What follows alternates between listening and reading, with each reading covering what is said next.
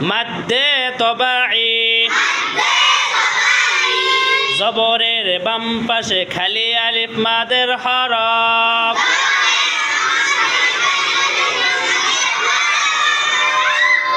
জেরের বাম পাশে জজমওয়ালা ইয়া মাদের হরফ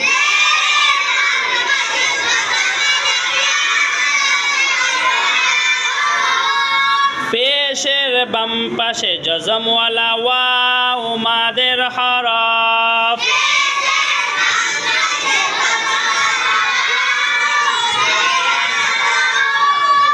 মাদের হরফ হইলে ডান দিকের হরকতকে এক আলিফ টানিয়া পড়িতে হয়